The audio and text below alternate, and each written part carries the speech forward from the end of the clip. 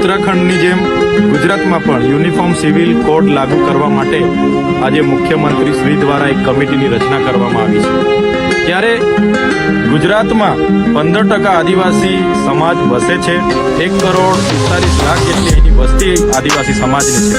છતાં આ કમિટીમાં એક પણ સભ્ય, એક પણ પ્રતિનિધિ આદિવાસીના સમાવેશ કરવામાં નથી આવ્યો, જે બતાવે છે કે આ સરકાર આદિવાસી વિરોધીની પોતાની છબી ધરાવે છે।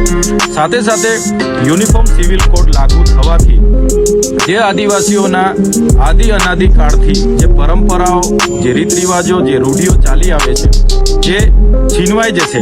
આજે પણ અમારા સમાજમાં કોઈ પણ દીકરા દીકરી પુખ્ત વયના ભાગી જાય છે, સમાજનું મંચ લઈને એને માન્યતા મળે છે।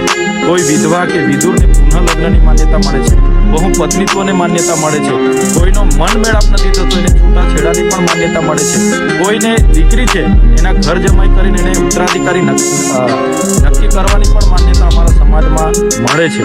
ત્યારે આ યુસીસી લાગુ થવાથી આ સમગ્ર બાબતો નષ્ટ થઈ જશે।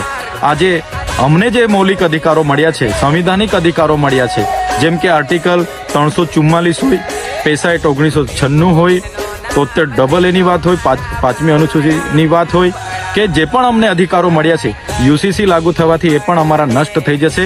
જળ જંગલ જમીન પરના અમારા અધિકારો, ખનિજો પરના અધિકારો, વન અધિકાર અધિનિયમ 2006ના અધિકારો પણ આ યુસીસી લાગુ થવાથી અમારા નષ્ટ થઈ જવાના છે। ત્યારે અમે ગુજરાત સરકારને કહેવા માંગીએ છીએ, યુસીસીમાંથી આદિવાસી સમાજને બાદ રાખવામાં આવે એવી અમારી સ્પષ્ટ માંગણી છે। અને જો યુસીસીમાં આદિવાસી સમાજને સમાવવામાં આવશે તો આવનારા દિવસોમાં સરકાર સામે અમે ખૂબ મોટું આંદોલન લઈને ઉતરીશું અને અમારા અધિકારો, અમારો અસ્તિત્વ, અમારી સંસ્કૃતિને બચાવવા અમારે સડકથી લઈને સદન સુધી સરકાર સામે અમે લડીશું। અમે સરકારને સ્પષ્ટ કહેવા માંગીએ છીએ, અમે આદિ અનાદિ કાળથી વસનારા અમે મૂળ માલિકો છે।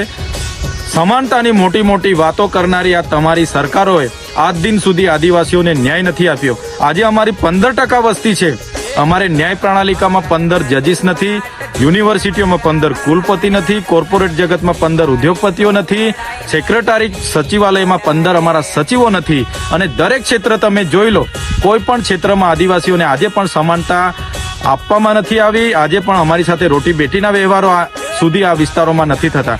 ત્યારે કયા સમાનતાની વાતો કરવામાં આવે છે? એટલે અમે યુનિફોર્મ સિવિલ કોડનો સખત વિરોધ કરીએ છીએ। આવનારા દિવસોમાં ગુજરાતનો તમામ આદિવાસી સમુદાય રોડ પર પણ ઉતરશે અને વિધાનસભાનો પણ ઘેરાવો કરશે।